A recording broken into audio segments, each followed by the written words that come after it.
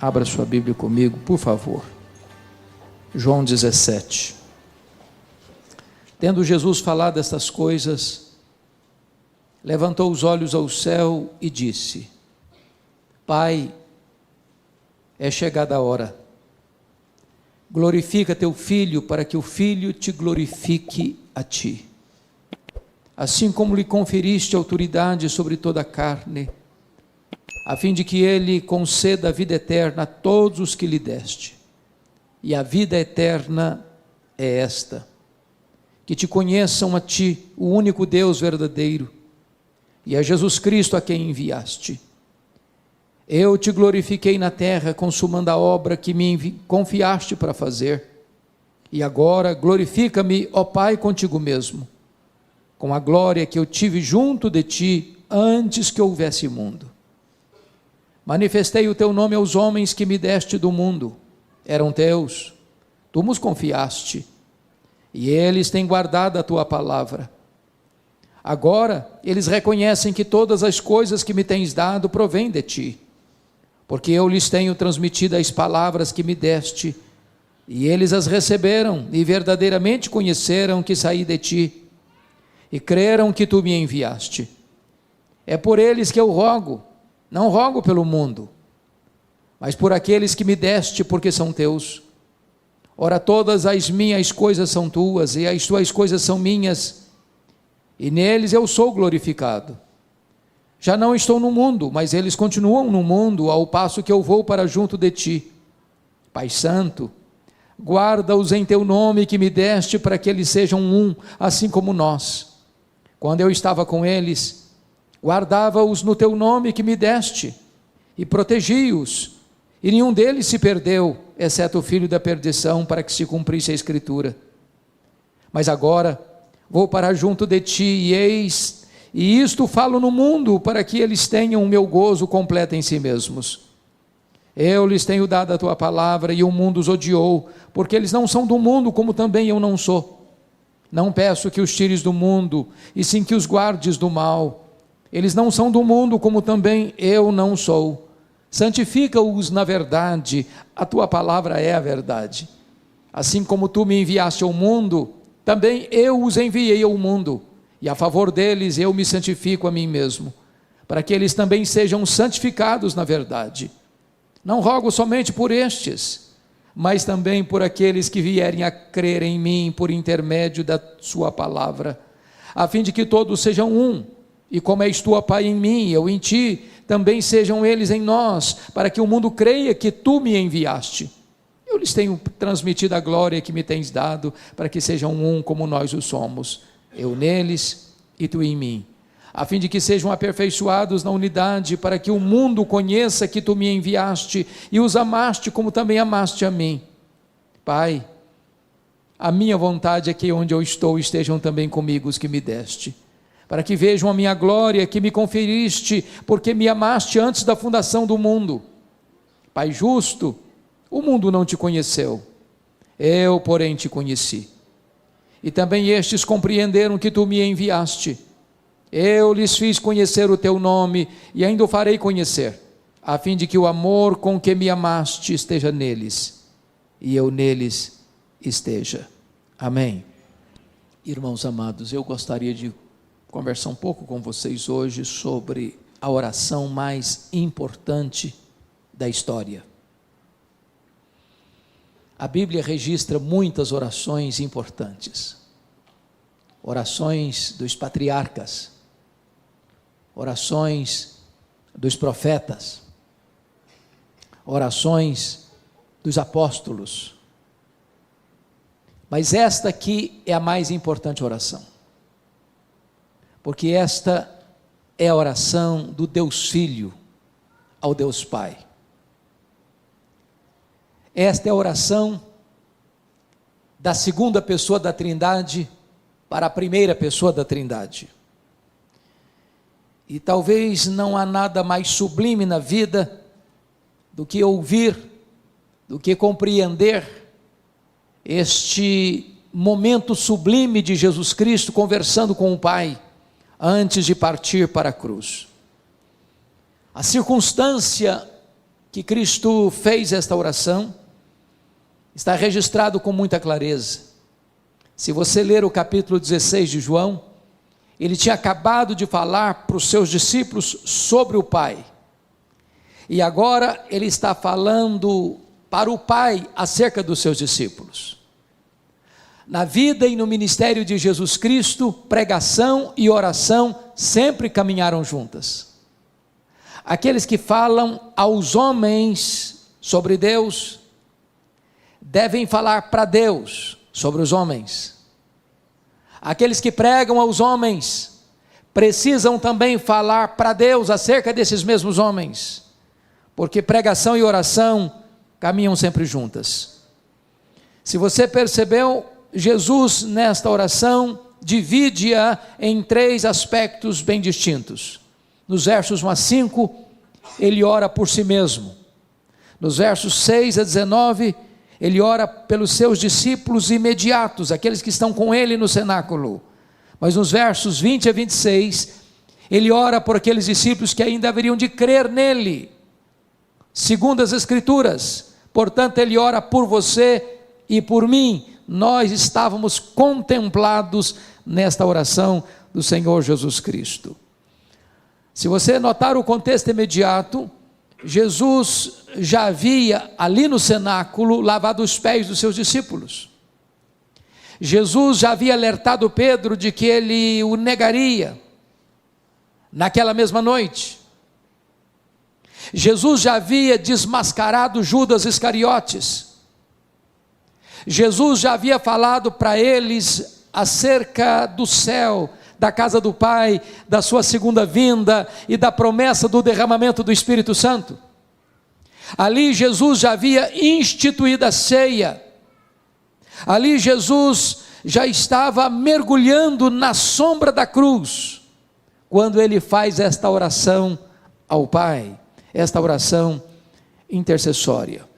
Vale destacar que em momento tão agônico para Jesus, onde ele haveria de mergulhar sua alma na mais profunda angústia, que ele denomina de angústia de morte, onde o cálice da ira de Deus estava diante dele, ele não faz nenhum pedido nessa oração de qualquer livramento da dor, de qualquer livramento do sofrimento. Ele não pede nenhuma benesse material, temporal. O seu pedido é especificamente sobre bênçãos espirituais. Nesta oração de Jesus, ele se concentra em 4 assuntos: salvação, segurança, santidade e unidade. E eu gostaria então de tratar daquilo que estava no coração de Jesus, quando ele conversa com o Pai a nosso respeito. Primeiramente, vamos ver a primeira ênfase da oração, que é sobre salvação. E quando eu penso em salvação, e está nos versos 1 a 5, ele começa essa oração falando do instrumento da salvação, que é a cruz. Vejam vocês no verso 1, tendo Jesus falado essas coisas, levantou os olhos ao céu e disse: Pai, é chegada a hora, glorifica teu Filho, para que o Filho te glorifique a ti. Todos vocês sabem que a vida de Jesus se desenvolveu dentro de uma agenda estabelecida na eternidade, definida no céu, e ele vem à terra para cumprir rigorosamente esse cronograma. Quando solicitaram dele um milagre em Caná da Galileia, ele disse: não é chegada a minha hora. Quando foram prendê-lo, não puderam, porque não era ainda chegada a hora. Esta hora na agenda de Jesus tinha o seu ápice, tinha o seu cumprimento pleno na cruz do Calvário. Essa era a grande hora. Esse era o grande cronômetro de Deus estabelecido lá na eternidade. A grande hora era a hora em que ele daria a sua vida pela sua igreja, a hora em que o seu sangue seria vertido naquela cruz, a hora em que a paz e a justiça se beijariam no topo daquele lenho maldito, naquele tosco monte. Então, ele está falando que esta hora havia chegado, porque na cruz o plano de Deus se cumpriu. Na cruz o projeto redentor de Deus se estabeleceu. Na cruz a vitória de Deus sobre o diabo ficou extremamente eloquente, porque foi lá que ele esmagou a cabeça da serpente. Mas se você perceber, Jesus está dizendo que a cruz haveria de ser o momento do Pai ser glorificado. Glorifica o teu Filho, para que o Filho te glorifique a ti. Entendamos isso, irmãos.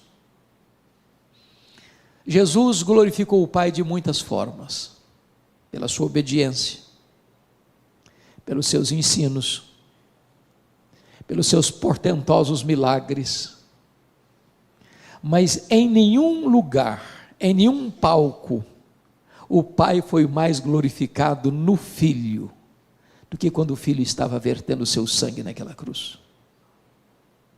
Aquela cruz foi o cenário mais eloquente do amor de Deus.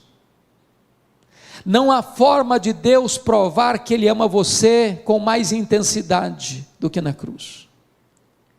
Ele prova o seu próprio amor para conosco pelo fato de ter Cristo morrido por nós, sendo nós ainda pecadores. Não espere de Deus evidência maior de amor do que foi a cruz do Calvário. Ali o amor de Deus alcançou o zênite, as alturas mais excelsas. Mas também a cruz não foi apenas o palco do amor de Deus, a cruz foi o palco máximo da justiça de Deus. Porque Deus puniu o seu, o meu, o nosso pecado em seu Filho naquela cruz. E quando Deus estava punindo o nosso pecado no seu Filho, golpeando-o e agradando moê-lo naquela cruz, para que nós pudéssemos ser libertos da condenação eterna, nesse momento o Pai estava demonstrando a sua máxima justiça, ao mesmo tempo que revelando o seu máximo amor. Pois bem, amados, agora, notemos em segundo lugar a essência dessa salvação, versos 2 e 3, e a primeira coisa, no verso 2, Jesus recebe a autoridade do Pai para conferir a vida eterna. Veja comigo, assim como conferiste autoridade sobre toda a carne, a fim de que Ele conceda a vida eterna a todos os que lhe deste. Entendamos isso, irmãos. Não há nenhum outro ser que recebeu de Deus Pai autoridade no mundo para dar vida eterna, exceto Jesus Cristo. Nem os patriarcas, nem os profetas, nem os apóstolos, nem Maria, nem Pedro, nem Paulo, nem a igreja, nem qualquer denominação religiosa, nem qualquer concílio eclesiástico, nem qualquer encíclica papal, nem qualquer movimento humano tem capacidade, tem competência, tem autoridade para dar ao homem a vida eterna, a não ser Jesus Cristo. Só Ele pode salvar, só Ele é a porta do céu, só Ele é o caminho para Deus, só Ele é o mediador entre Deus e os homens. Não há nenhum outro nome dado entre os homens pelo qual importa que sejamos salvos, porque Ele recebeu do Pai essa autoridade para dar a vida eterna. Mas o que é vida eterna? E a resposta está no versículo 3, confira comigo. E a vida eterna é esta: que te conheçam a ti, único Deus verdadeiro, e a Jesus Cristo a quem enviaste. Então vamos entender algo tão importante aqui. Algumas pessoas pensam que vida eterna, irmãos, é uma quantidade de tempo que não pode ter fim. E aí, quando algumas pessoas projetam isso, que vida eterna é apenas uma vida que nunca acaba, elas podem entrar até em desespero. Há poucos dias, um adolescente se aproximou de mim e disse assim: pastor, eu não quero ir para o céu não. Eu tomei um susto. Disse, mas como assim? Me explica isso melhor. Ah, mas não quero mesmo. Falei, mas explica para mim, por favor. Porque a ideia de céu que eu tenho é que eu vou ficar sentada numa nuvem branca, tocando harpa, cantando. Eu não aguento essa vida inteira, não. Eu quero coisa nova para a minha vida. Tem muitas pessoas que pensam que o céu vai ser chato, monótono. E eu preciso dizer para você que vida eterna é um relacionamento pessoal e íntimo com Deus, onde você vai amá-lo, onde você vai fruí-lo, onde você vai glorificá-lo, onde você vai exaltá-lo, onde você vai servi-lo, e esse Deus é inesgotável em seu ser, e você vai conhecê-lo, e jamais haverá um tempo na eternidade, onde você possa dizer, já conheço tudo, não tenho mais nada para conhecer, agora eu preciso botar minha vida no piloto automático. Jamais isso vai acontecer. O céu é dinâmico. Então eu quero dizer uma coisa a você hoje, sabe o que você vai fazer no céu depois que você tiver 1 milhão de anos lá? Você vai conhecer a Deus. Sabe o que você vai continuar fazendo depois que você tiver 1 bilhão de anos lá no céu? Você vai continuar conhecendo a Deus. Esse conhecimento é a própria essência da vida eterna. Essa intimidade com Deus é a própria beleza, encanto e realidade da própria vida eterna. Então, notem comigo, em terceiro lugar, a consumação dessa salvação no versículo de número 4. Ele diz assim: eu te glorifiquei na terra, consumando a obra que me confiaste para fazer. Preste atenção na palavra consumando, porque esta foi a sexta e penúltima palavra do Senhor Jesus Cristo na cruz do Calvário, quando ele dá um brado, e diz: está consumado. E essa palavra na língua grega é a palavra tetelestai, está pago, está consumado, está concluído, não tem mais nada por fazer. E essa palavra grega tetelestai, que é a mesma palavra consumado no grego, ela tem 3 significados. Primeiro, essa palavra era usada naquela época, quando um filho recebia uma incumbência de seu pai para fazer algum trabalho específico, e terminado esse trabalho, o filho chegava para o pai e dizia assim: papai, tetelestai, papai, eu concluí a obra que tu me confiaste para fazer. Quando Jesus está morrendo na cruz, ele está dizendo: papai, eu terminei a obra que tu me confiaste para fazer, morrer por amor daqueles que tu me deste, está concluída essa obra. Mas essa palavra tetelestai era usada num segundo sentido. Quando alguém ia pagar uma promissória num banco, quitando aquela dívida, ao pagar e saldar completamente a dívida, recebia então a promissória com um carimbo: tetelestai, está pago, está quites, não se deve mais nada. Eu quero dizer para você que crê no Senhor Jesus Cristo, que se você realmente crê nele, então a sua dívida foi quitada na cruz do Calvário. Então você está quites com a lei de Deus, então você está quites com a justiça de Deus, então já nenhuma condenação pesa mais sobre a sua vida. Tetelestai.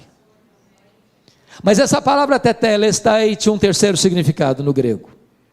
Essa palavra era usada quando você comprava um bem imóvel, uma casa, uma propriedade, e ao receber a escritura registrada, porque você já saldou todos os compromissos financeiros, essa escritura recebia um carimbo: tetelestai, agora é seu de direito e de posse.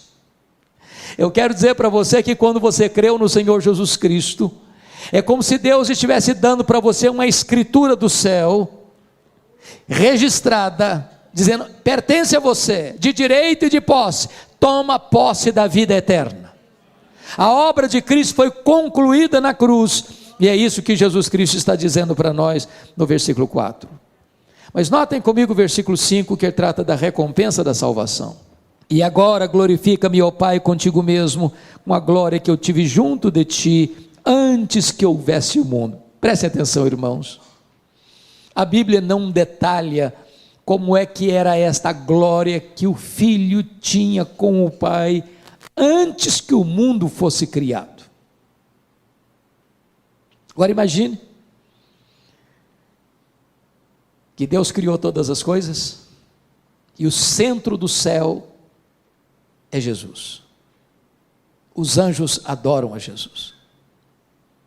Eles servem a Jesus. Tudo aquilo que jamais olho viu, ouvido ouviu, todas as riquezas e belezas inefáveis, indescritíveis, toda a bem-aventurança, toda a glória do céu, que Ele deixou para vir aqui se encarnar, pisar o nosso chão, vestir a nossa pele, beber a nossa água, comer o nosso pão, chorar a nossa lágrima, sentir a nossa dor e carregar sobre o seu corpo o nosso madeiro. Ele está tomando de volta. E agora diz: Pai, glorifica-me com a glória que eu tive junto de Ti, antes que houvesse mundo. Ele que pagou o preço pela nossa redenção, agora recebe a recompensa. É o que Paulo escreve em Filipenses capítulo 2, ele se esvaziou, ele se humilhou, ele assumiu a forma de servo, ele se humilhou até a morte, morte e cruz, pelo que também o Pai o exaltou sobremaneira, e lhe deu o nome que está acima de todo nome, para que o nome de Jesus se dobre todo o joelho, nos céus, na terra e debaixo da terra, e toda língua confesse que Jesus Cristo é Senhor, para a glória de Deus Pai. Ele está sendo exaltado, essa é a recompensa. Mas preste bem atenção comigo, por favor, no versículo 24. Você pode ler o verso 24 comigo? Vamos juntos? Você que tem versão atualizada, vamos lá? Pai, a minha vontade é que onde eu estou, estejam também comigo os que me deste, para que vejam a minha glória que me conferiste, porque me amaste antes da fundação do mundo. Preste atenção nisso. Você que vai para o céu, e se você creu em Jesus, você está embarcando para lá. Passaporte garantido, entrada garantida, posse garantida. Você vai contemplar toda a glória que o Pai conferiu ao seu Filho. Você não só vai ver, você vai usufruir. Nada que possa se referir neste mundo como belo e encantador pode ser comparado com aquilo que Deus preparou para você. E você vai ver isso, e você vai experimentar isso, e você vai usufruir isso para sempre e sempre e sempre. Esta é a salvação que Jesus está orando aqui por ela. Mas em segundo lugar, irmãos, essa oração trata de segurança, nos versos 6 a 14, porque você pode fazer uma pergunta: bom, ok, ele me salvou, mas quão segura é essa salvação? Será que eu posso ter certeza dessa salvação? Será que eu posso me apropriar dela? Irmãos amados, há muitos irmãos em Cristo, que embora salvos, por desconhecerem esta gloriosa verdade, vivem perturbadas, porque acham que elas podem perder essa salvação. E aí elas pensam: estou salvo de manhã, estou perdido de noite. Estou indo para o céu de manhã, meu pai, estou indo para o inferno de noite. Sou filho de Deus hoje, amanhã eu já não mais sou filho de Deus. E muitos crentes vivem nessa gangorra espiritual, nesses altos e baixos. Porque a grande pergunta que Jesus trata nesse texto é: será que você pode ter certeza, garantia, segurança dessa salvação? Vamos ver a resposta. Primeiro, a nossa segurança está fundamentada na eleição do Pai. Então confira comigo. Olha aí, por gentileza, versículo 2. A fim de que Ele conceda a vida eterna a todos os que lhe deste. Olha o verso 6. Manifestei o teu nome aos homens que me deste do mundo. Olha comigo o verso 9. Mas por aqueles que me deste, porque são teus. Olha o versículo 11. Pai Santo, guarda-os em teu nome que me deste. Olha o versículo De número 24, Pai, a minha vontade é que onde eu estou estejam também comigo os que me deste. Preste atenção nisso. Você que creu no Senhor Jesus Cristo é um presente do Deus Pai ao Deus Filho. Deus conheceu você, amou você e escolheu você mesmo antes da fundação do mundo. Ele escolheu você livremente.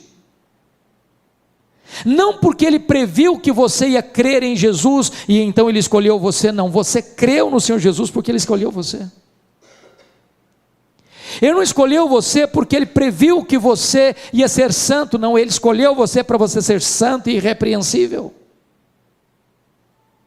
Ele não escolheu você porque Ele previu que você praticaria boas obras, não. Ele escolheu você para as boas obras. Ele escolheu você não porque você tinha méritos, você nem existia ainda. Então a escolha divina é a garantia de que eu estou salvo, porque esse decreto foi feito antes que o mundo fosse criado, antes dos tempos eternos. O Senhor Jesus Cristo deixou isso claro, lá em João 6, 37 a 40. Ninguém pode vir a mim se o Pai não o trouxer. Todo aquele que meu Pai me dá, esse virá a mim. E o que vem a mim, de maneira nenhuma eu o lançarei fora. Paulo diz: aos que Deus predestinou, a esses Deus também chamou. Aos que Deus chamou, a esses Deus também justificou. E aos que Deus justificou, a esses Deus também glorificou. Então entenda uma coisa, amado: não fomos nós que escolhemos a Deus, foi Ele que nos escolheu. Não fomos nós quem passamos a amar a Deus primeiro, Ele nos amou primeiro. O nosso amor por Deus é o refluxo do fluxo do amor de Deus por nós. Aliás, nós não poderíamos jamais escolher a Deus, nós estávamos mortos nos nossos delitos e pecados, mas Ele nos amou, Ele nos escolheu e Ele nos deu de presente para o seu Filho, e o seu Filho verteu o seu sangue para nos resgatar da morte e do inferno. Você pode ter segurança. Segundo lugar, como é que você pode ter certeza dessa salvação? Segurança dessa salvação? Primeiro, por causa da eleição divina. Segundo, por causa do cuidado de Cristo. Olha comigo o verso 12. Quando eu estava com eles, guardava-os no teu nome que me deste, e protegi-os, e nenhum deles se perdeu, exceto o filho da perdição, para que se cumprisse a Escritura. Então preste atenção nisso. O Pai deu você ao Filho. O Filho promete uma coisa: eu guardei todos, nenhum se perdeu. Jesus não vai permitir que nenhum daqueles que o Pai deu a Ele, por quem Ele morreu, se perca. Foi Ele quem prometeu isso. Ele diz assim: as minhas ovelhas ouvem a minha voz. Eu conheço as minhas ovelhas, elas me ouvem e me seguem. Eu dou a elas a vida eterna, e ninguém as arrebatará das minhas mãos. Lá nas décadas de 70, 80, nós cantamos uma música assim: segura na mão de Deus e vai. Tem um problema teológico aí, porque se eu segurar na mão de Deus, eu sou tão fraquinho, que eu tenho o risco de largar a mão e cair. Sabe o que a Bíblia diz? Não sou eu que seguro na mão dele, é Ele que segura na minha mão. Ele segura na minha mão. E quando Ele segura na minha mão, não tem como eu cair. Dos braços de Jesus ninguém arranca você. Você tem uma segurança eterna. A sua segurança não está fundamentada em quem você é e no que você faz. A sua segurança está fundamentada em quem Ele é e no que Ele fez por você. Ele é quem guarda você.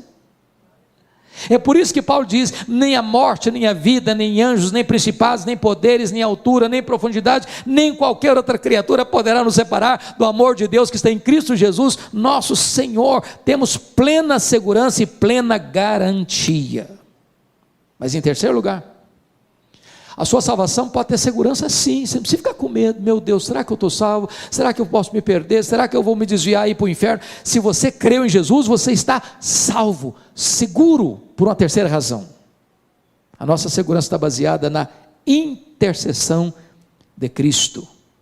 Veja comigo, por favor, versículo 9. É por eles que eu rogo, não rogo pelo mundo, mas por aqueles que me deste, porque são Deus. Olha o verso 11: Pai Santo, guarda-os em teu nome que me deste, para que eles sejam um, assim como nós. Agora olha comigo o verso 15: Não peço que os tires do mundo, e sim que os guardes do mal. Agora olha o verso 20: Não rogo somente por estes, mas também por aqueles que vierem a crer em mim, por intermédio da sua palavra. Vamos entender aqui algo glorioso, irmãos. Sua salvação está segura porque o Pai o escolheu. Sua salvação está segura porque o Cristo o guarda. E terceira, sua salvação está garantida porque Jesus Cristo é o seu intercessor. Quando ele termina o seu ministério aqui no mundo e volta para o céu, ele lá no céu está exercendo o ministério de sumo sacerdote. Quando você grita por socorro, ele vem ao seu encontro e cerca você com o seu cuidado. Quando o inimigo acusa você diante do tribunal de Deus, ele se levanta como advogado justo, e não há a mínima chance do inimigo condenar você ou culpar você, porque está escrito assim: quem tentará acusação contra os eleitos de Deus? É Deus quem o justifica. Quem os condenará? É Cristo Jesus quem morreu, ou antes quem ressuscitou, o qual está à destra de Deus e também intercede por nós. Vamos entender isso. Quem tentará acusação contra os eleitos de Deus? É Deus quem justifica. Bom, é uma linguagem jurídica. Você e eu estamos acompanhando muito de perto toda a situação de problemas jurídicos no Brasil, mormente depois da Lava Jato. E você vê uma pessoa às vezes que é condenada na primeira instância, mas é absolvida na segunda instância, ou ela é inocentada na primeira instância e se apela para a segunda, e a pessoa é condenada na segunda instância ou na terceira instância até a quarta instância. Quando Paulo diz assim: quem tentará acusação contra os eleitos de Deus? É Deus que o justifica. Está dizendo o seguinte: a sua justificação aconteceu no Supremo Tribunal Federal do céu. Não há instância superior para se apelar, para mudar esse julgamento.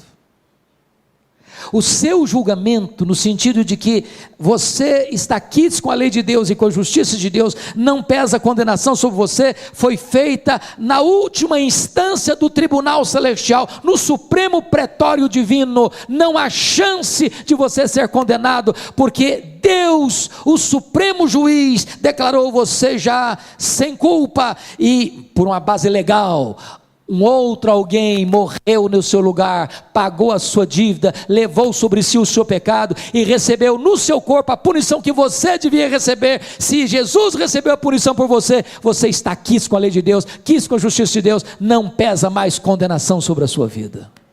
Sua salvação está assegurada. Mas veja você que Jesus agora está intercedendo também por situações da nossa jornada aqui. E por que ele intercede? Confira comigo o versículo 15.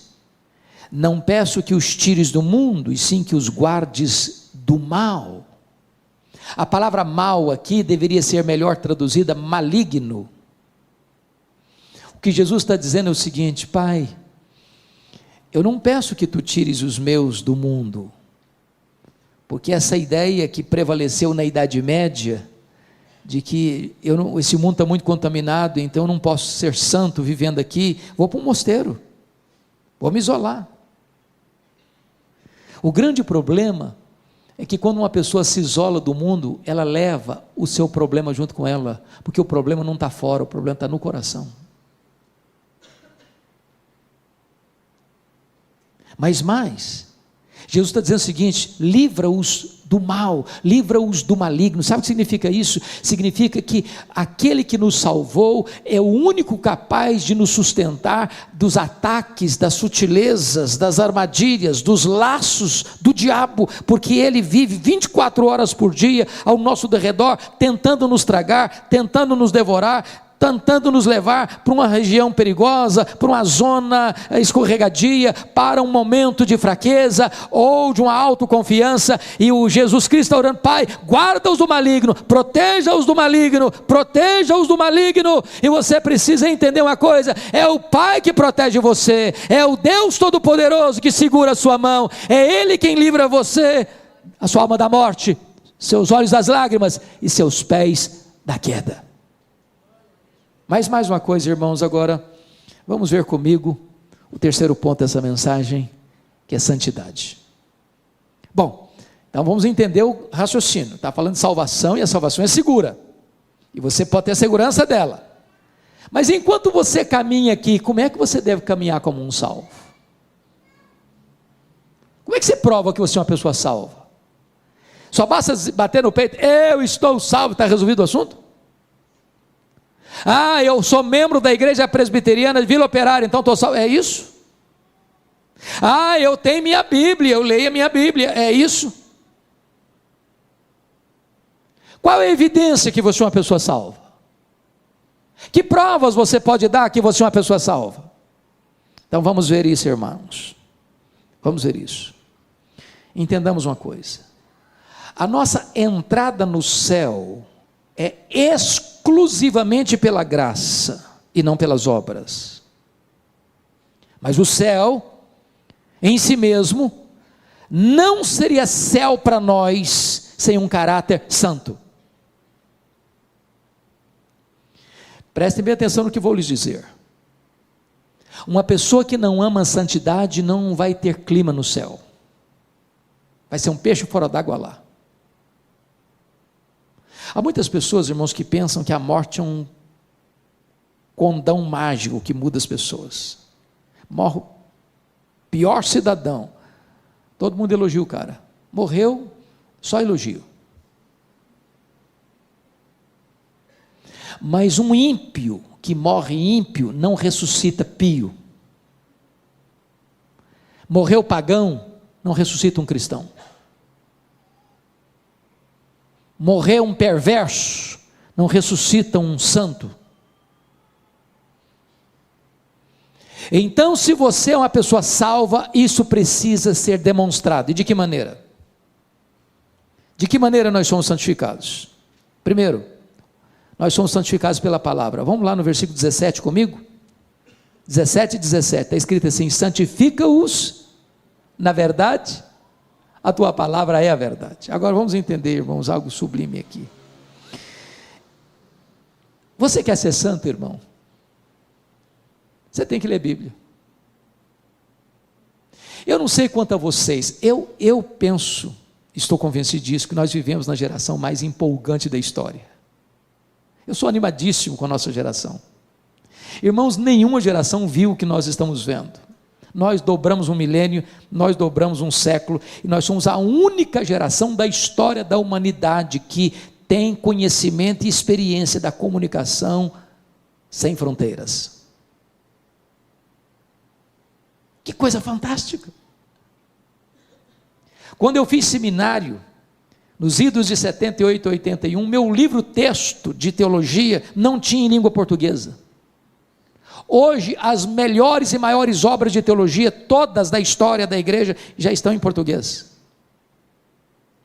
Hoje você vai numa livraria, tem Bíblia para criança, tem Bíblia para junior, tem Bíblia para adolescente, tem Bíblia para jovem, tem Bíblia para casal, tem livro para velho, tem Bíblia para casado, tem livro para descasado, tem livro para empresário, tem livro para empregado, tem livro para desempregado, tem Bíblia para qualquer jeito que você quiser.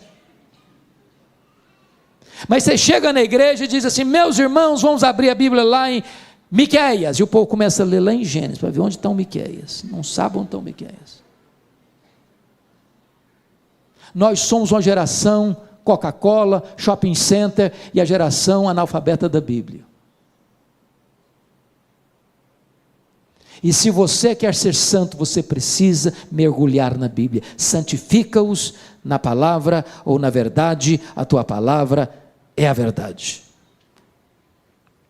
Segundo lugar, irmãos, como é que você pode ser santo? Você pode ser santo na medida em que você compreende de maneira sensata o seu relacionamento com o mundo. Mas vamos entender o que é mundo, porque muita gente pensa que mundo é não cortar o cabelo, é não usar batom, mulher não usar brinco, usar adereços, não ir na praia, não jogar futebol, não assistir um jogo de futebol. Tem muita gente que pensa que mundo é isso. Mundo, irmãos, não é físico, mundo não é tangível, mundo é um sistema, mundo é uma cosmovisão, mundo é um conjunto de valores contrário aos princípios absolutos da palavra de Deus.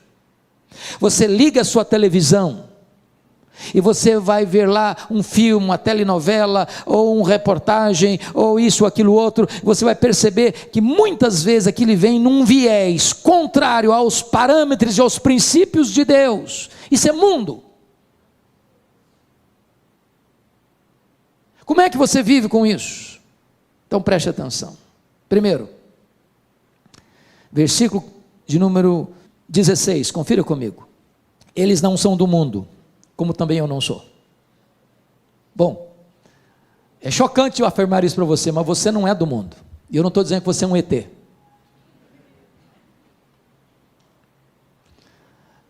Deixa eu brincar um pouco para descontrair. Eu fui criado na região rural, na minha infância e começo de adolescência. Quando eu falo rural de verdade, sem luz elétrica, com lamparina de querosene.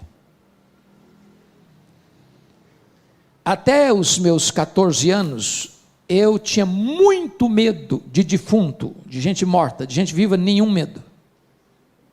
Meu pai era um exímio contador de histórias, mas a maioria delas macabras. Defunto que levantou do caixão, e vocês não imaginam o desespero que era fazer uma viagem sozinho de noite. Virava uma folha de bananeira, você achava que era um defunto que estava vivendo no caixão. Era um troço horrível. Eu morava do lado de um cemitério, minha família mora até hoje. Agora imagine comigo, eu saindo sozinho de casa, ao retornar ter que passar em frente ao cemitério, era um desespero. E um determinado dia, à noite muito escura, eu voltando, coração acelerado de medo, quando eu olho uma senhora caminhando, e eu me aproximei, apertei o passo, falei, pelo menos vou ter companhia para passar em frente. Eu chego em frente, a mulher começa a bater papo, e ela fala, meu filho, quando eu era deste mundo, falei, pronto, eu estou falando de um fantasma, um desespero total. É claro que Jesus não está dizendo que você é um fantasma, você não é desse mundo, significa o seguinte, você está aqui, mas os valores que regem a sua vida são outros valores. Os princípios que governam sua vida, seu casamento, sua família, seus negócios, seus lucros, seus gastos, seu lazer, sua mente, seu coração, suas emoções, suas palavras, suas reações, são outros princípios. Você não é deste mundo. Segundo, olha comigo o versículo 14. Eu lhes tenho dado a tua palavra e o mundo os odiou. Preste atenção nisso. O mundo odiou ontem, o mundo odeia hoje e o mundo vai odiar amanhã. A igreja e o mundo nunca vão ser bons parceiros. Eu não estou falando que você não vai ser bom parceiro do seu vizinho, dos seus amigos. Eu estou falando que entre você e esse sistema de valores vai existir um conflito permanente. E se a igreja não está sendo perseguida pelo mundo, não é porque o mundo amansou, é porque a igreja se acovardou. Perguntaram para Francisco Leonardo, eminente professor do Seminário do Norte, reverendo Francisco, se a igreja for mais perseguida, ela será mais fiel? Ele respondeu, não.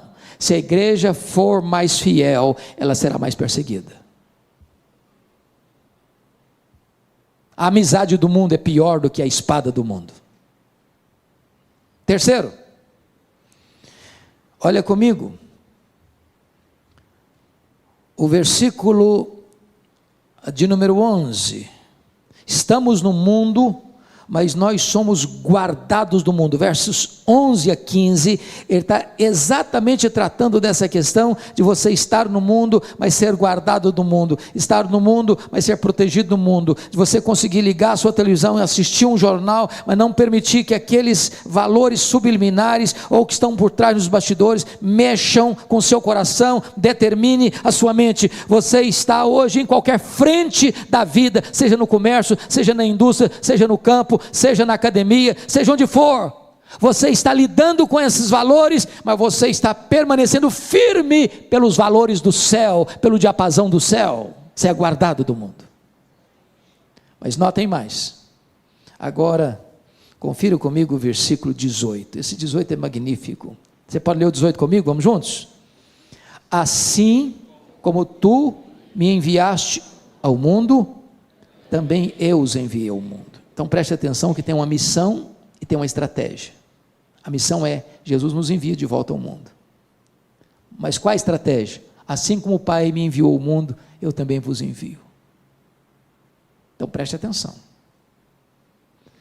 Você é crente? Ok. Você não pode viver num gueto. Você não pode viver separado, isolado. Você precisa ter amigos. Você precisa se relacionar com pessoas.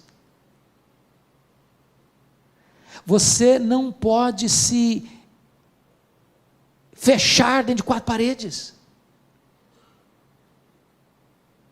É lá fora que você vai viver a sua vida cristã, convivendo com as pessoas, relacionando-se com as pessoas, influenciando pessoas. Você é o sal da terra, você é a luz do mundo, você é um luzeiro a brilhar. É lá que você vai marcar a sua influência, nos seus relacionamentos, nos seus contatos, sendo uma bênção, sendo um bom vizinho, sendo um bom marido, sendo uma boa mulher, sendo uma boa esposa, sendo um bom filho, sendo um bom pai, sendo uma boa mãe, sendo um bom empregado, sendo um bom patrão, sendo um bom comerciante, sendo um bom amigo. E enquanto você se relaciona, você é luzeiro de Deus a brilhar onde você está. Mas vamos fechar, vamos concluir, irmãos, com o último assunto. Falamos de salvação, falamos de segurança, falamos de santidade. Último ponto, unidade. A pergunta agora é, bom, se Deus nos salvou, e se nós temos segurança dessa salvação, e se nós devemos viver em santidade, como é que eu me relaciono com os outros irmãos que são crentes como eu? Então vamos olhar isso. Unidade. Versos 21 a 26. Primeiramente, o que não é unidade? Tem muita gente que pensa que unidade é, vamos tirar as placas das igrejas. Tem placa demais, tem igreja demais, tem denominação demais, isso está complicando demais. Então vamos fazer o seguinte, vamos juntar todo mundo numa placa só. Não é isso que Jesus está falando. Ele não está falando de uma unidade organizacional. Segundo, Jesus não está falando aqui de ecumenismo. O que é ecumenismo? Ecumenismo significa, não vamos falar de doutrina, doutrina divide, vamos falar de amor, não importa o que você creia, vamos estar juntos. Não, a Bíblia proíbe isso. Não tem unidade fora da verdade. Bom, então o que é esta unidade? Amados irmãos, vamos ver. Unidade significa o seguinte, se você está em Cristo, não importa a igreja que você frequenta, você é meu irmão. Agora convenhamos, é muito triste, quando hoje ainda se percebe muitos segmentos religiosos, batendo cabeça, brigando uns com os outros, ferindo uns aos outros, numa briga doméstica,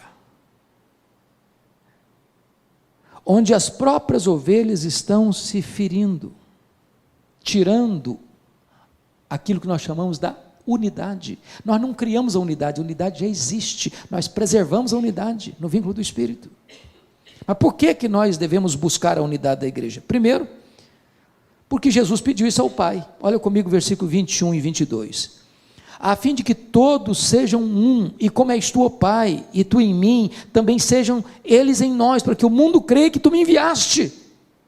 Bom, se Jesus pediu ao Pai que você e eu sejamos um, eu não posso laborar contra esse projeto de Jesus, contra a vontade de Jesus. É hora da igreja parar de brigar uns com os outros, por diferenças secundárias, e entender que o que nos une é o sangue do Cordeiro. Só existe uma igreja, irmãos, só existe uma noiva, só existe um rebanho, só existe um corpo de Cristo. E essa igreja não é a presbiteriana, não é a batista, não é a metodista, não é a wesleyana, não é a assembleiana, não é a católica, não é nenhuma denominação.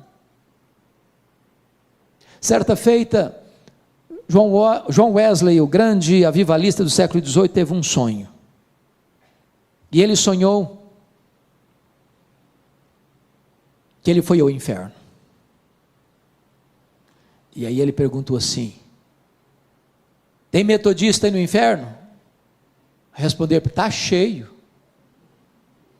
E presbiteriano tem? Eu falei: tem muito. Tem católico? Tem demais. Ele ficou escandalizado. Aí no sonho dele foi para o céu. Perguntou lá assim: tem metodista aí no céu? Tem não. E presbiteriano? Tem também não. Tem católico? Também tem não. Falou: mas quem tem aí então? Apenas aqueles que foram lavados no sangue do Cordeiro. Esta é a igreja, irmãos. Nós estamos separados em placas, e não estou dizendo que nós vamos jogar as placas fora. Nós amamos a nossa igreja, nós amamos a nossa denominação, e nós defendemos a nossa denominação, cada um de nós aqui, mas o que nos une é o sangue do Cordeiro. Se estamos em Cristo, somos um.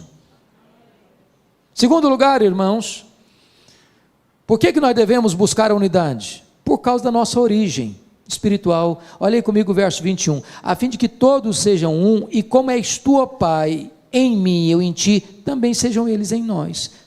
Agora preste atenção, se eu sou filho do Pai, se eu fui remido pelo Filho, e o Pai e o Filho são um, e o Filho pede ao Pai para que nós também sejamos um, então por causa da nossa origem espiritual, eu não posso laborar contra o meu irmão, brigando com o meu irmão, machucando o meu irmão, falando mal do meu irmão, dividindo-me do meu irmão. Eu sou um com ele, tenho o mesmo sangue. O sangue do Cordeiro nos lavou do mesmo jeito. Terceiro, por que nós devemos ser um? Nós devemos ser um por causa da nossa missão no mundo. Olha comigo, por gentileza, o que ele vai dizer no versículo 21, a fim de que todos sejam um, e como és tu, ó Pai, em mim e eu em ti, também sejam eles em nós, para que o mundo creia que tu me enviaste. Aqui está, meus irmãos, o que Francis Schaeffer chamou de apologética final. O mundo vai olhar para nós, o mundo não vai achar que nós somos discípulos porque nós somos fiéis na doutrina, embora sejamos fiéis na doutrina, é uma coisa fundamental, ser fiel na doutrina é fundamental. O mundo só vai olhar para nós, não, eles são discípulos de Cristo mesmo, olha como é que eles se amam, olha como eles caminham juntos, olha como eles cuidam dos outros. Quando o mundo olhar para a igreja e ver que a igreja se ama, que os crentes se amam, que eles são um, o mundo vai dizer: é verdade, o que eles pregam é verdade, eles pregam a coisa que eles vivem, isso funciona na vida deles, e nós precisamos experimentar o que eles já experimentaram. Não tem melhor plataforma evangelística da igreja do que viver o evangelho, e viver o que Jesus rogou ao Pai para que nós vivêssemos, para que nós fôssemos um. Agora preste atenção, eu preciso ilustrar isso para você entender.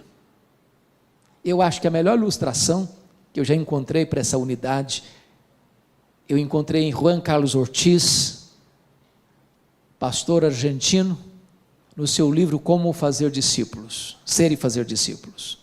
E eu me dirijo talvez aqui a alguns agricultores, porque vocês vivem, para mim, e eu conheço boa parte do Brasil, a maior parte do Brasil, eu não conheço nenhuma região agrícola mais bonita do que a região de vocês.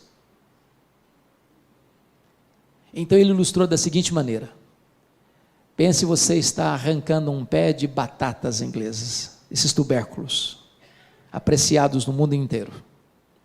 Você arranca um pé de batatas, você tem várias batatas no mesmo pé. Mas tem umas maiores, outras menores, umas mais lisas, outras mais ásperas. Elas estão perto, mas elas não são uma unidade.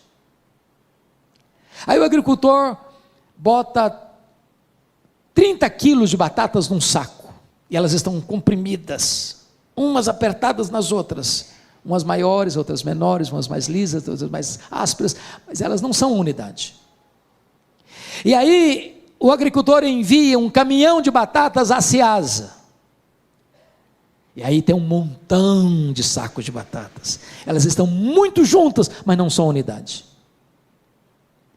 Aí o homem da mercearia ou do pequeno supermercado vai lá na Ceasa e compra lá uma porção delas e bota numa banca, elas estão juntas, mas não são unidade. Aí a dona Maria vai ao supermercado, escolhe as melhores, um saco, do saco ela pega 2 quilos de batatas, e elas são levadas para casa numa sacola e botadas numa gaveta dentro da geladeira, mas elas não são unidade, umas maiores, outras menores, umas mais lisas, outras mais ásperas. Aí se pega essas batatas, e casca essas batatas, e corta essas batatas, e bota na água, e elas são cozinhadas, e a dona Maria vai lá e faz um purê de batatas. Agora não tem uma maior, não tem uma menor, não tem uma mais lisa, não tem uma mais áspera. Agora nenhuma pode olhar para eu sou mais bonita que você, eu sou melhor que você, eu sou mais importante que você. Agora elas são um purê. Agora elas são uma unidade. É isso que nós devemos ser. E eu termino dizendo o seguinte: sabe por que nós devemos ser um?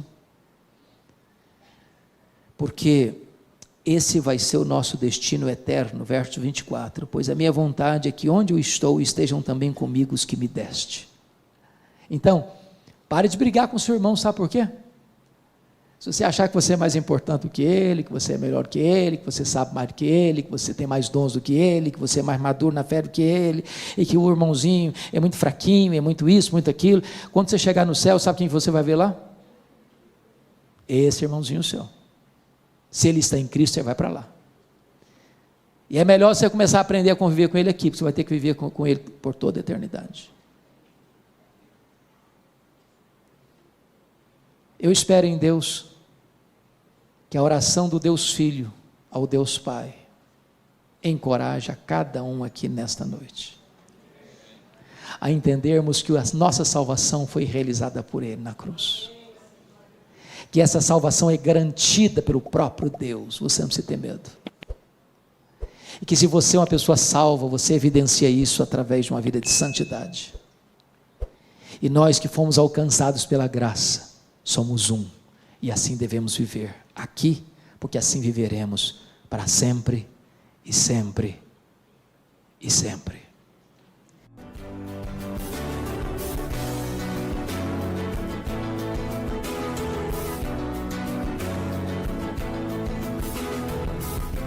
Palavra da Verdade, com Hernandes Dias Lopes. Palavra da Verdade, com Hernandes Dias Lopes. Abra sua Bíblia comigo, por favor. Evangelho de Cristo, conforme o relato de Marcos, capítulo 4, versos 35 a 41. Marcos 4, 35 a 41.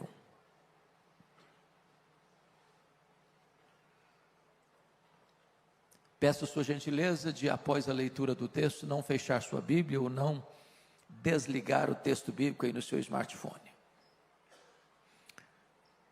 Está escrito assim: naquele dia, sendo já tarde, disse-lhes Jesus: passemos para outra margem. E eles, despedindo a multidão, o levaram assim como estava no barco, e outros barcos o seguiam. Ora, levantou-se grande temporal de vento, e as ondas se arremessavam contra o barco, de modo que o mesmo já estava a encher-se de água. E Jesus estava na popa, dormindo sobre o travesseiro. Eles o despertaram e lhe disseram: Mestre, não te importa que pereçamos? E ele, despertando, repreendeu o vento e disse ao mar: Acalma-te, emudece. O vento se aquietou e fez-se grande bonança. Então lhes disse: Por que sois assim tímidos? Como é que não tendes fé? E eles, possuídos de grande temor, diziam uns aos outros: Quem é este, que até o vento e o mar lhe obedecem? Eu quero conversar um pouco com os meus irmãos sobre o tema: não desanime, Jesus está no controle.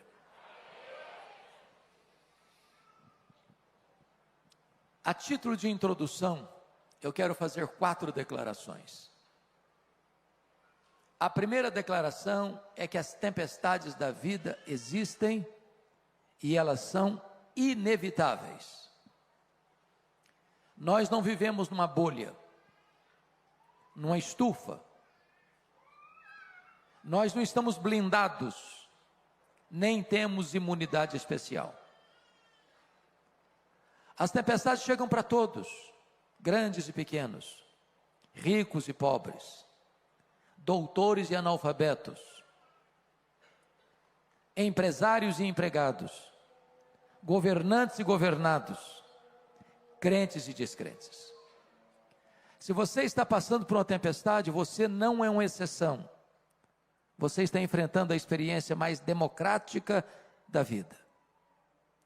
Segunda declaração: as tempestades são imprevisíveis. Elas chegam de súbito, sem aviso prévio, nos colhem de surpresa e às vezes põem a nossa vida de ponta cabeça. É um acidente grave, é uma doença súbita, é um divórcio doloroso, é um luto traumático, é uma rasteira do sócio da empresa, é uma frustração amorosa, é um filho que se envolveu com más companhias e acabou se capitulando às drogas, transtornando a saúde emocional da família. É uma situação que você nunca imaginou passar na vida, mas está passando. Talvez a geografia onde ocorreu esse fato, aqui lido, possa nos ajudar a entender esse ponto. Eu acho que todos vocês sabem que o chamado Mar da Galileia é o maior lago de águas doces do Oriente Médio. Esse lago tem 21 quilômetros de comprimento por 14 quilômetros de largura. Esse lago está a 220 metros abaixo do nível do mar Mediterrâneo. Esse lago está encurralado por montanhas. Do lado oriental, as montanhas de Golã, do lado ocidental, as montanhas da Galileia. No extremo norte de Israel, não muito distante dali, fica o monte mais alto da nação, o Monte Hermon, cujo cimo sempre coberto de gelo. De vez em quando acontece um fenômeno ali. Os ventos gelados descem dessa montanha, e encurralados pelos montes, batem na superfície do lago, e às vezes sol a pino. Dia claro, começa uma tempestade de vento. É possível que tenha sido isso que ocorreu aqui. Eles entram no barco, não há nenhum sinal de tempestade à vista. Enquanto navegam, eu estou falando parte norte do lago, não demoraria 1 hora para navegar, a tempestade os colhe de surpresa. É assim na vida. Às vezes você sai de casa, como um dia qualquer, para ir para o trabalho, para levar seu filho na escola, e acontece um fato que pode mudar a sua história. As tempestades são imprevisíveis. A terceira declaração é que as tempestades são inadministráveis. Muitas vezes. Às vezes você não tem mais controle. As rédeas fogem das suas mãos.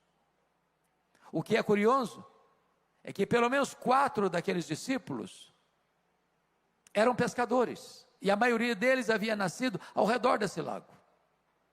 Eles conheciam cada palmo desse lago. Ali era o local do seu ganha-pão. Já tinham enfrentado certamente outras tempestades, e certamente conseguido alcançar sucesso no enfrentamento da crise. Mas agora eles não conseguem. A crise é medonha, o mar está revolto, as ondas açoitam com fúria desmesurada o barco frágil. O barco está rodopiando no meio do mar. A morte está mostrando para eles a sua carranca. Eles não conseguem resolver o problema. Às vezes na vida também é assim. Situações outrora pequenas, que você conseguia administrar, resolver, não consegue mais. Quantos de nós pastores aqui já ouvimos isso? Pastor, a pessoa com quem me casei é outra pessoa. É uma pessoa estranha. Eu não compreendo mais. Eu não entendo mais. Tornou-se uma pessoa dura, cáustica, tóxica. É assim na vida. Às vezes os problemas parecem insanáveis, insolúveis. As crises chegam e nós não conseguimos administrá-las. Mas a quarta verdade, a título de introdução, é consoladora. As tempestades são também pedagógicas. E isso significa que nós cremos que Deus é soberano. Nós não cremos em acaso. Nós não cremos em sorte. Nós não cremos em azar. Nós não cremos em determinismo cego. Nós não cremos em misticismo. Nós não cremos em olho gordo. Nós não cremos em macumba para crente. Nós cremos que a mão de Deus dirige o nosso destino. Se você está passando por uma tempestade, não é porque Deus está longe, não é porque Deus está indiferente, não é porque Deus não gosta de você, não é porque Deus foi pego de surpresa. Se você está passando por uma tempestade, é porque Deus tem um propósito nisso. As tempestades não vêm para nos destruir, vêm para tonificar as musculaturas da nossa alma. Elas não vêm para nos reprovar, elas vêm para nos provar e nos aprovar. As tempestades têm o propósito de nos colocar mais perto de Deus. Dito isto, à guisa de introdução, vamos à análise do texto. O contexto desta passagem é que Jesus passara todo aquele dia ensinando as parábolas do reino. E se você já deu aulas, pregou ou ensinou um dia inteiro, ao final do dia você está exausto. E então já era tarde quando Jesus entrou no barco com os discípulos e disse para eles: passemos para outra margem. E ele pegou um travesseiro, foi para a popa do barco, deitou e dormiu. Ele era perfeitamente homem. E enquanto Jesus dormia, e enquanto o barco deslizava pelas águas esmaltadas do lago de Genezaré, o mar da Galileia, chega a tempestade subitamente. E eu fico até imaginando Pedro dizendo para os seus colegas assim: vamos deixar o mestre descansar. Nós temos conhecimento, nós temos experiência, nós temos know-how, nós temos expertise, nós resolveremos o problema. Mas não conseguem. Quando haviam já baldados todos os esforços, diante da carranca da morte, o barco enchendo-se de água, eles recorrem a Jesus, no verso 38, com uma pergunta em tom de censura: mestre, não te importa que pereçamos? E o texto diz que Jesus se desperta, repreende o vento, repreende o mar e diz: acalma, sossega. E o mar se encolhe como uma fera amansada, o vento recolhe as recâmaras, a grande bonança. Então Jesus se volta para eles no verso 40 e pergunta: por que sois assim tímidos? Como é que não tendes fé? E eles, tomados de profunda reverência, perguntam uns para os outros: quem é este, que até o vento e o mar lhe obedecem? Se vocês perceberam comigo, este texto está regido por 3 perguntas. Verso 38, a pergunta dos discípulos a Jesus.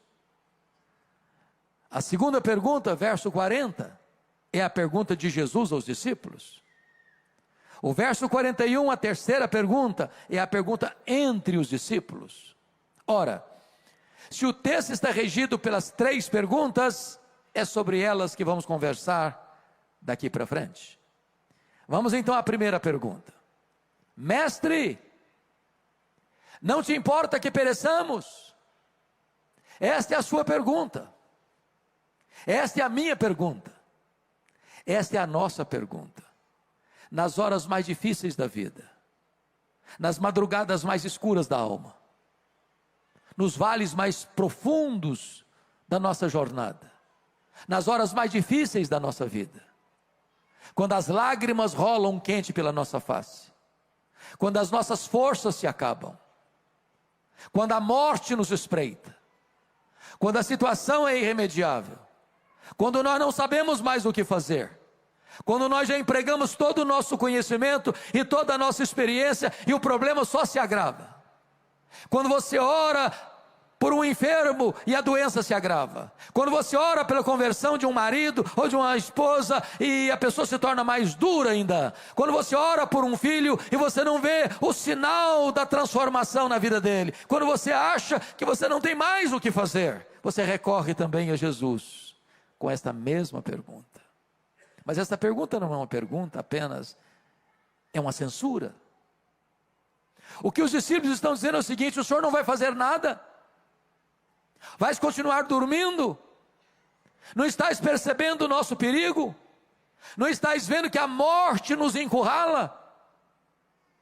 Vais continuar assim? Não percebes que nós precisamos de socorro, de ajuda?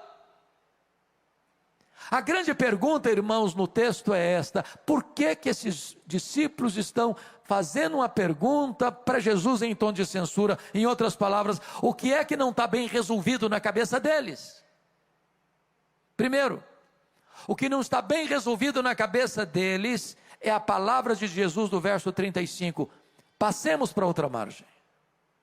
E agora estão enfrentando uma tempestade, porque na nossa cabeça, no nosso imaginário, se nós estamos andando com Jesus, se nós estamos fazendo o que Jesus nos mandou fazer, vai dar tudo certo.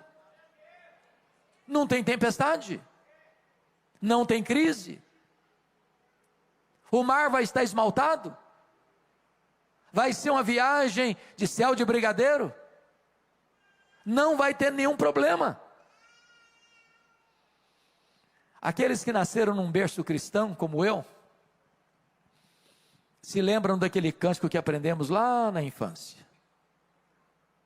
com Cristo no barco tudo vai muito bem, vai muito bem, vai muito bem. Com Cristo no barco tudo vai muito bem. O problema é que Jesus está no barco e não está nada bem. Esse é o problema. Você é crente, você é gente de Deus, você é dizimista fiel, você é um ofertante generoso, você é um crente comprometido e está passando por uma baita de uma tempestade. Parece que isso gera uma angústia na nossa alma e uma tristeza profunda no nosso coração. Mestre, não te importas? Por que eles estão fazendo essa pergunta em tom de censura? Segundo lugar, porque eles não conseguem entender ou conciliar o fato da urgente necessidade deles com a demora de Jesus. Jesus está dormindo dentro do barco. Quem está dormindo não está agindo. Tem hora, meus amados, que a demora de Deus nos aflige mais do que a própria tempestade. Tem hora que o silêncio de Jesus grita mais alto nos ouvidos da nossa alma que o barulho mais ruidoso das circunstâncias mais adversas. Eu fico imaginando, pastor Marcos, que a maior angústia de Marta e de Maria não foi a doença do Lázaro, foi a demora de Jesus. Porque a Maria estava com a teologia muito boa ao mandar um recado para Jesus. Ela não disse assim: Senhor, cancela a tua agenda aí, corra para cá, eu tenho necessidade urgente, precisamos do Senhor, venha logo. Não, não foi esse o recado. Mestre, está enfermo aquele a quem amas. Senhor, está enfermo aquele a quem amas. Não precisa falar mais nada. Quem ama tem pressa em socorrer a pessoa amada. Agora eu queria que você compreendesse comigo um ponto. Marta morava em Betânia e Jesus estava ensinando num local que era 35 quilômetros dali. Um dia de viagem, a pé.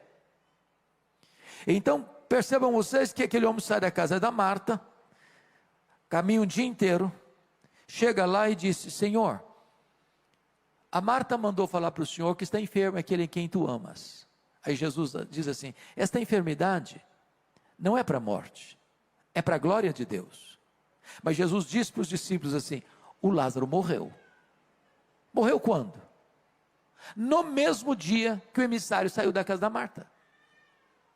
No segundo dia o homem volta com um recado para Marta: esta enfermidade não é para a morte, é para a glória de Deus. Mas quando ele chega lá, o Lázaro já está morto e sepultado. Olha o nó na cabeça da Marta. Diz o texto que Jesus fica mais 2 dias onde estava depois de receber o recado. Se o homem gastou um dia para ir, mais 2 dias são 3 dias. Aí Jesus vai no outro dia, que é o 4º dia. Quando chega lá, o Lázaro está morto e sepultado há 4 dias. Quando Marta vai encontrar-se com Jesus, ela nem falou shalom para ele, nem falou bom dia para ele, foi logo despejando a sua mágoa. Se tu estiveres aqui, meu irmão não teria morrido. Em outras palavras, o senhor chegou atrasado, agora não adianta mais. A grande pergunta dos judeus era esta: por que ele não impediu que Lázaro morresse? Ele tinha curado tanta gente, ou pelo menos algumas pessoas à distância, por que não curou Lázaro? Ou no mínimo, por que ele não veio com o emissário para demonstrar pelo menos solidariedade, amizade? Por que ele ficou mais tanto tempo para lá? Por que ele só veio no 4º dia? É porque havia uma crença entre os rabinos que um morto podia ser ressuscitado pela ação humana, como aconteceu com Elias e Eliseu, até o 3º dia do morto. Era a crença deles. Na crença deles, depois de 4 dias, nenhum homem poderia ser o instrumento do milagre. Só o próprio Deus em pessoa podia fazer esse milagre. Jesus espera até o 4º dia, para que a nação de Israel entendesse que não era apenas um grande homem entre os homens, ele era o próprio Deus entre os homens. Eu quero dizer para você nesta noite, nesta tarde, que Jesus não chega atrasado. No tempo de Deus ele chega, na hora certa ele chega. Se ele parece atrasado, é porque está preparando algo maior e melhor para a nossa vida. Ele nunca desampara aqueles que nele esperam, ele trabalha para aqueles que nele confiam. Ele chega na hora certa. Então diz o texto, que diante da pergunta em tom de censura, Jesus se levanta, se desperta e diz para o mar: acalma. Diz para o vento: sossega. Eu quero dizer para você que o mar tem ouvidos, que o vento escuta a voz do Criador, que a natureza obedece à voz do Criador. Ele dá uma ordem e o universo aparece. Ele dá uma ordem e o sol para. Ele dá uma ordem e as estrelas aparecem. Ele dá uma ordem e o vento cessa. Ele dá uma ordem e o mar se acalma. Ele dá uma ordem e a enfermidade tem que ir embora. Ele dá uma ordem, os demônios têm que bater em retirada. Ele dá uma ordem e os anjos saem para obedecê-lo. A sua voz é poderosa. A sua voz despedaça os cedros do Líbano. A sua voz faz tremer o deserto. E a sua voz está ecoando aqui nesta tarde. A sua voz é poderosa. Agora, é Jesus quem pergunta, no verso de número 40, por que sois assim tímidos? Como é que não tendes fé? O que eu acho incrível é que há dois relatos de Jesus acalmando a tempestade registrados nos evangelhos. O primeiro é esse fato aqui. Primeiro Jesus acalma a circunstância para depois acalmar os discípulos. Mas na outra tempestade, quando Jesus caminha sobre as águas, vai ao encontro dos discípulos na quarta vigília da noite, primeiro Jesus acalma os discípulos. Tende bom ânimo, sou eu, não tenham medo, para depois acalmar a tempestade. E por que Jesus muda de metodologia? Porque Jesus sabe que às vezes a tempestade que nos assola está do lado de fora de nós. E Jesus sabe que tem hora que a tempestade que nos assola está dentro de nós. Tem hora que o maior perigo que enfrentamos são as circunstâncias da vida. Tem hora que o maior perigo que nós enfrentamos são os nossos sentimentos. E Jesus está aqui e sabe qual é a tempestade fora e qual é a tempestade dentro. E Ele está aqui hoje para acalmar a tempestade fora e a tempestade dentro. Ele está aqui para acalmar as circunstâncias e acalmar o seu coração. Mas Jesus então pergunta para eles assim: por que sois assim tímidos? Por que vocês estão com medo? Por que vocês não têm fé? Agora pense comigo. Transporte-se para aquela data, para aquela circunstância, para aquele momento. Você estaria com medo? É um barco frágil, está à noite, o mar revolto, o barco se enchendo d'água, a morte mostrando a carranca para eles. E Jesus pergunta assim: por que vocês estão com medo? Por que vocês não têm fé? Você estaria com medo? Eu só fiz, pastor Mark, um cruzeiro de navio grande na vida. Fiz vários cruzeiros pequenos. Navio grande só fiz uma vez. E prometi a mim mesmo nunca mais fazer outro na vida. Meus irmãos, foi uma coisa horrorosa. Saiu de Santos para as praias do interior do Rio, um congresso a bordo. Todo mundo naquele navio ficou nauseado. Ondas de 5 metros. Saímos para ir para jantar, apalpando as paredes do corredor, e voltávamos sem entrar no restaurante, vomitando pelo corredor. Quando nós estávamos retornando, sabia que tinha 8 horas pela frente, e não dá para dizer: para que eu quero descer. Eu só fiz uma oração, falei: meu Deus, ou eu durmo ou eu morro, eu não aguento isso. Agora imagine você num barco pequeno, surrado pelas ondas, rodopiando no meio do mar, prestes a naufragar. E Jesus pergunta assim: vocês estão com medo por causa de quê? Como é que vocês não têm fé? A grande pergunta é por que eles deviam ter fé e não medo.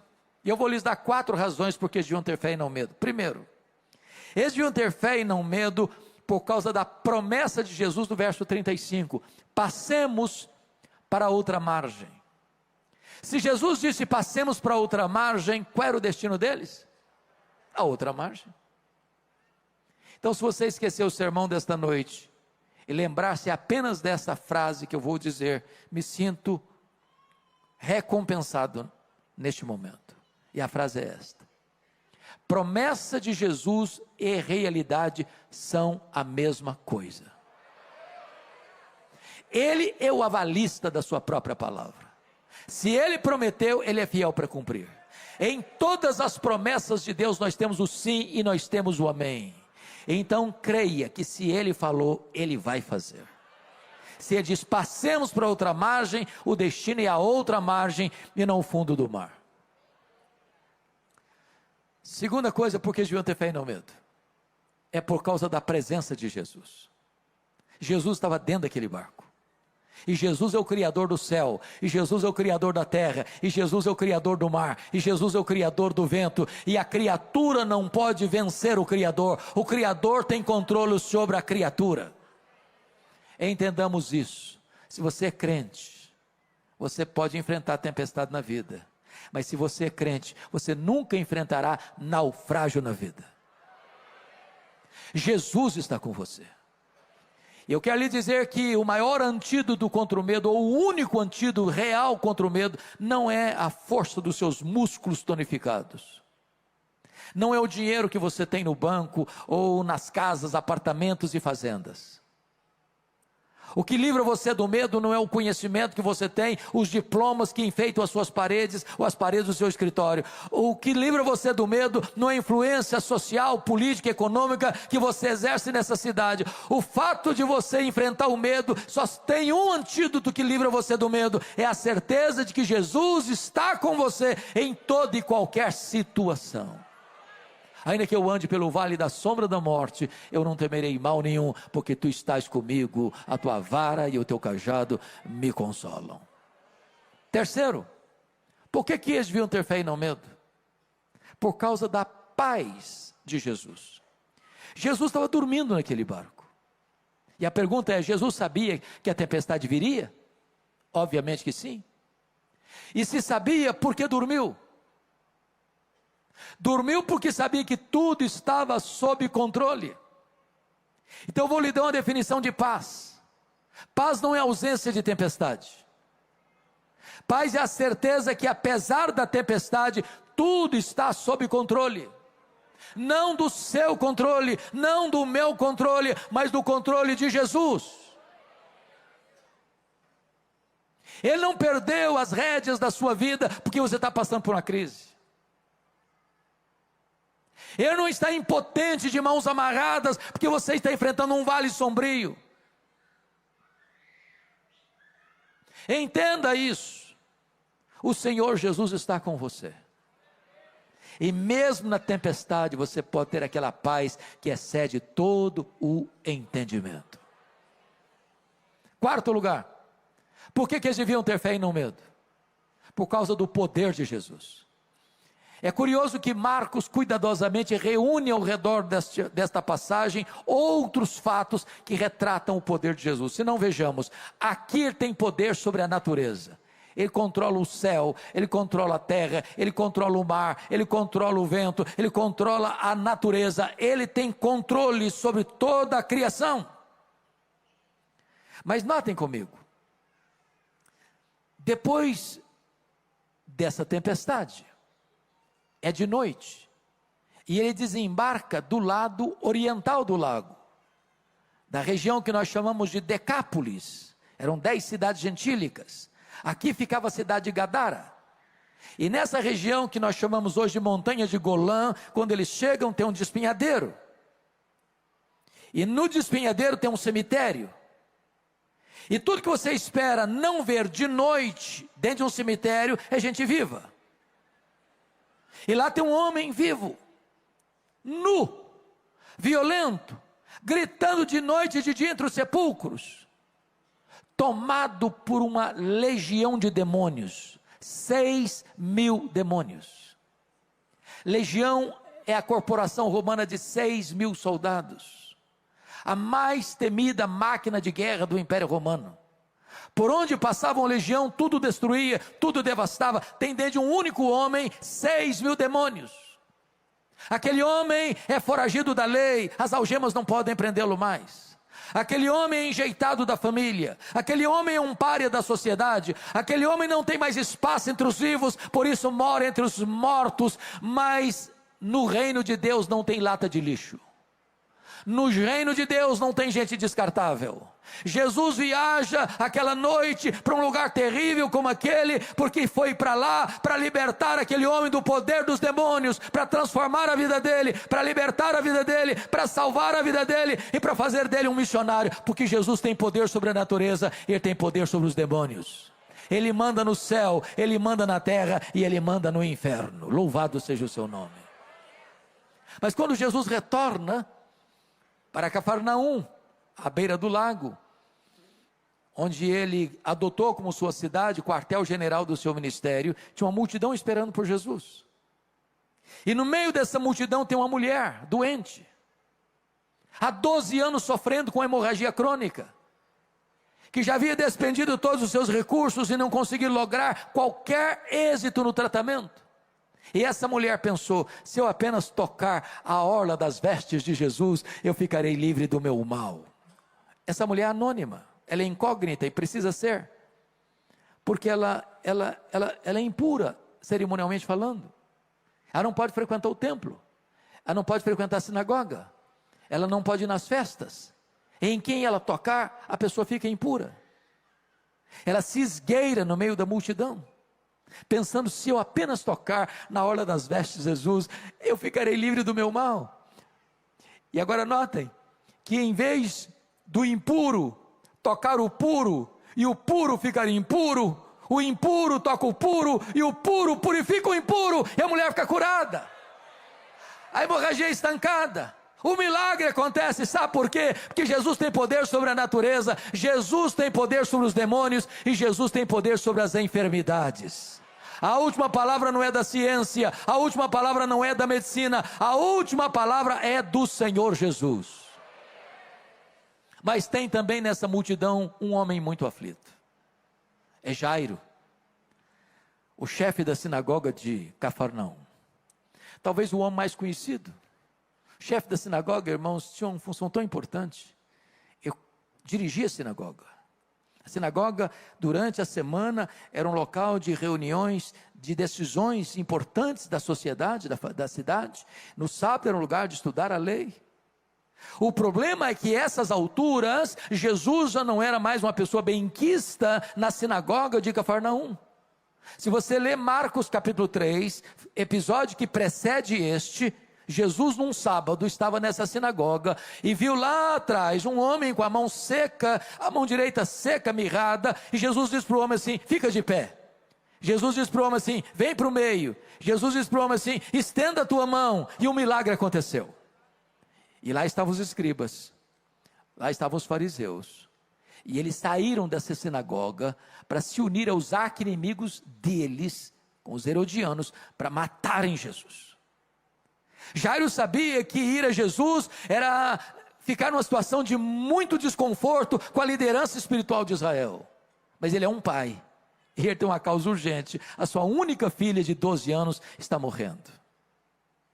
E ele chega para Jesus no meio dessa multidão e diz: Senhor, vamos comigo na minha casa, para o Senhor impor as mãos sobre a minha filha, para ela ficar curada. E Jesus: vamos, Jairo. E Jesus começa a caminhar com Jairo para a casa dele, quando surge o episódio da mulher hemorrágica.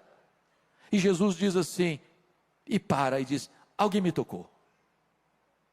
Os discípulos, regidos por uma lógica irretocável, dizem: mas Senhor, está todo mundo te empurrando, está todo mundo te encostando, não faz sentido a tua pergunta: alguém me tocou? Está todo mundo te tocando. E Jesus: não, alguém me tocou porque senti que de mim saiu o poder. Tem muita gente que encosta em Jesus, mas poucas pessoas tocam em Jesus pela fé. E eu fico imaginando a angústia do Jairo, porque Jesus para atender a mulher. E eu imagino já dizendo: Jesus, vamos embora, vamos logo, Senhor, vamos logo, eu tenho urgência, Jesus, vão comigo, Jesus, vão comigo, o Senhor já resolveu o problema dessa mulher, vão comigo. E enquanto Jesus está ali atendendo a mulher, chega alguém da casa do Jairo e diz: não incomodes mais o mestre, não, a tua filha acabou de morrer. Eu acho que o mundo desabou na cabeça do Jairo, e Jesus olha para ele com ternura e diz: não temas, Jairo, crê somente. Quando Jesus chega na casa do Jairo, lá estava o coral da morte, mas entra sobranceiro e vitorioso o solo da ressurreição. E Jesus entra no quarto da menina e fala na língua materna dela, o aramaico, naquela linguagem que uma mãe diz para a menina adolescente que tem dificuldade de levantar de manhã para ir para a escola: Talita cumi, menina, está na hora de despertar, está na hora de levantar. E a morte solta as garras da menina e ela ressuscita, porque Jesus tem poder sobre a natureza, Jesus tem poder sobre os demônios, Jesus tem poder sobre as enfermidades, e Jesus tem poder sobre a morte. Ele mesmo entrou nas entranhas da morte, arrancou o guilhão da morte, matou a morte e ressuscitou, inaugurando a imortalidade. Ele é a ressurreição e a vida, e se você crer nele nesta noite, você nunca morrerá eternamente, mas passou da morte para a vida.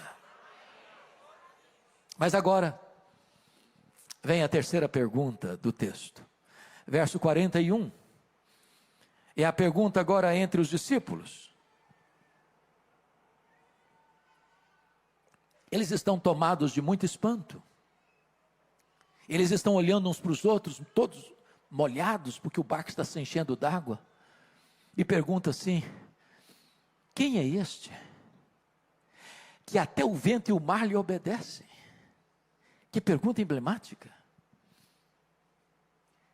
E você e eu poderíamos responder esta pergunta nesta noite. Este é aquele que com o Pai e o Espírito Santo, nos refólhios da eternidade, antes da criação do mundo, entrou num plano eterno, que não pode ser frustrado, incluindo a sua, a minha, a nossa vida, a Family Church, antes da fundação do mundo. Este é aquele que criou todas as coisas, porque a Bíblia diz que todas as coisas foram criadas por Ele, e sem Ele nada do que foi feito se fez. Quem é este? Este é aquele que sustenta todas as coisas pela palavra do seu poder. Quem é este? Este é a semente da mulher que nasceu para esmagar a cabeça da serpente. Quem é este? Este é o descendente de Abraão, em quem todas as famílias da terra são abençoadas. Quem é este? Este é o Cordeiro da Páscoa, cujo sangue vertido, colocado no batente das portas, livrou os primogênitos de Israel da morte no Egito. Quem é este? Este é aquele que é representado pela coluna de nuvem que guiava o povo de dia, pela coluna de fogo que guiava o povo de noite. Quem é este? Este é aquele que é simbolizado pelo maná que caía do céu, pela água que brotava da rocha. Quem é este? Este é aquele que é representado pelo tabernáculo. Este é aquele que é representado pela arca da aliança. Este é aquele que é representado por aquilo que estava dentro da arca, as tábuas da lei, o vaso com maná, a vara seca de Arão que floresceu. Quem é este? Este é aquele que é representado pelo templo, este é aquele que é representado pelas festas, este é aquele que é representado pelos sacrifícios, este é aquele que é representado pelo sábado. Tudo era sombra dele, ele é a realidade. Quem é este? Este é a estrela da manhã, este é o sol da justiça, este é o maravilhoso conselheiro, este é o Deus forte, este é o Pai da eternidade, este é o príncipe da paz.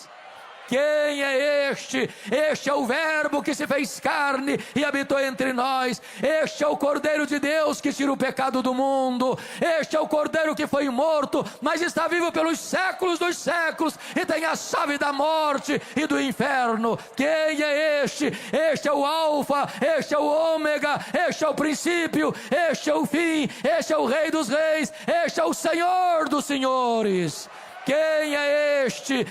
Este é o fundamento da igreja, este é o dono da igreja, este é o edificador da igreja, este é o protetor da igreja. Quem é este? Este é aquele que andou por toda parte fazendo o bem, libertando os oprimidos do diabo. Os cegos viram, os surdos ouviram, os mudos falaram, os coxos andaram, os leprosos foram purificados, os mortos ressuscitaram. Quem é este? Este é o grande, é o sol, este é o pão da vida, este é a luz do mundo, este é a porta das ovelhas, este é o bom pastor, este é a ressurreição e a vida, este é o caminho e a verdade e a vida, este é a videira verdadeira.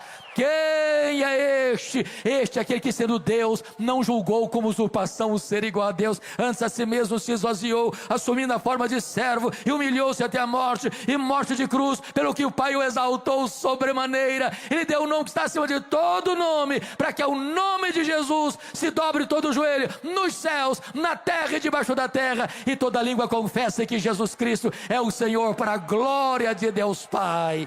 Quem é este? Este é o amado da nossa alma, este é a nossa alegria, este é a nossa paz, este é a nossa justiça, este é a nossa herança. Quem é este? Este é aquele que por amor de nós sangrou no Getsêmane, este é aquele que por amor de nós foi cuspido e esbordoado no sinédrio judaico, este é aquele que por amor de nós foi vilipendiado e espancado no pretório romano, este é aquele que por amor de nós caminhou pelas ruas de Jerusalém, debaixo de um leio maldito, debaixo da maldição do pecado que era nosso. Este é aquele que por amor de nós morreu na cruz pelos nossos pecados, foi sepultado, mas ressuscitou para a nossa justificação. Quem é este? Este é aquele que voltou para o céu, este é aquele que derramou o Espírito Santo sobre a igreja, este é aquele que está sentado no trono, este é o nosso grande sumo sacerdote, este é o advogado justo, este é aquele que levanta reis e depõe reis, este é aquele que dá vida e aquele que tira a vida, é aquele que exalta, é aquele que humilha, é aquele que põe no trono, é aquele que faz apiar do trono. Quem é este? Este é aquele que vai voltar para buscar a sua igreja, vai voltar pessoalmente, vai voltar visivelmente, vai voltar repentinamente, vai voltar inesperadamente, vai voltar inescapavelmente, vai voltar gloriosamente. Quem é este?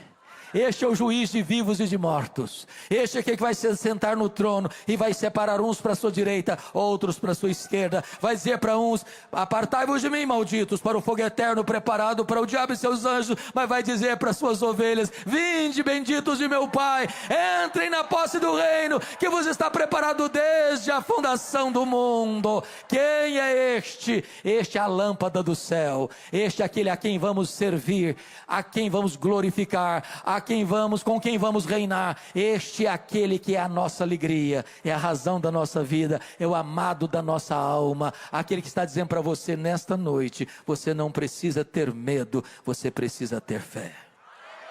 A este Jesus a honra, a este Jesus a glória, a este Jesus do domínio, a este Jesus o poder, agora e pelos séculos eternos. Aleluia, aleluia, amém. Esse Jesus está aqui hoje. Esse Jesus está presente aqui nesta noite. Esse Jesus quer acalmar as tempestades da sua alma.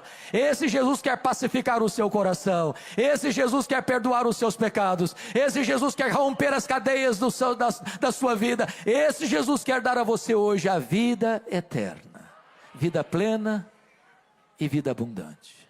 Feche os seus olhos por um instante. Feche os seus olhos por um instante. Eu quero orar em seu favor. Você não veio aqui hoje por acaso. O próprio Deus trouxe você nesta tarde, nesta noite, a esta casa. Eu não sei como você entrou aqui hoje. Quais são as suas tempestades? Quais são as suas dores? Quais são as suas angústias? Mas Ele está aqui. Ele está aqui para curar o enfermo, para libertar o cativo, para acalmar a tempestade da sua alma. Ele está aqui para levar você ao porto seguro e divinal. Ele está aqui para mostrar para você o seu poder, acalmar o seu coração e acalmar as circunstâncias da sua vida.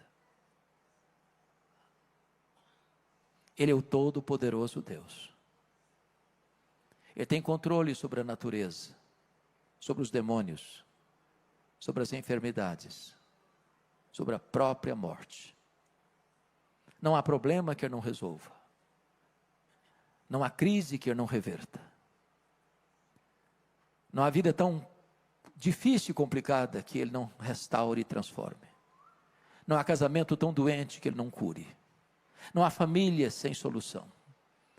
Jesus está aqui. E Ele é o mesmo ontem, hoje, eternamente o mesmo. E se você hoje precisa deste milagre de Jesus na sua vida, onde você estiver, fique de pé, eu quero orar em seu favor. Se você precisa desse milagre na sua vida, nesta noite, eu quero orar por você.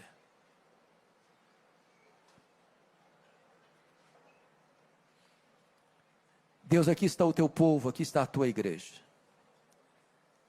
Aqui estão tuas ovelhas, pessoas pelas quais Jesus morreu e verteu o seu sangue. Aqui estão aqueles que passam também por lutas, por dissabores, por crises, por tempestades.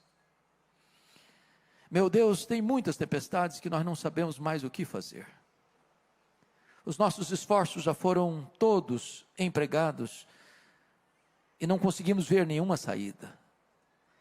Mas Tu estás aqui nesta noite, e Tu és poderoso para mudar esse cenário, para mudar o placar do jogo, para virar a mesa da nossa história e para trazer para nós livramento, restauração.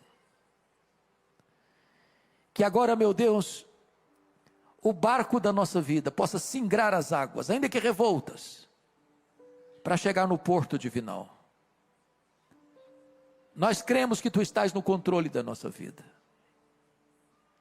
Ainda que não vejamos, ainda que não sintamos, ainda que a providência seja carrancuda, ainda que a circunstância seja adversa, nós cremos que Tu és poderoso nesta noite para acalmar o nosso coração. E Tu és poderoso para acalmar as circunstâncias da nossa vida. Em nome de Jesus, visita cada coração. Temos plena consciência que só conseguimos falar aos ouvidos, mas o Teu Espírito tem poder para falar ao coração. Faz isso, Senhor. E Te daremos a honra, a glória e o louvor, agora e para sempre. Em nome de Jesus. Aleluia.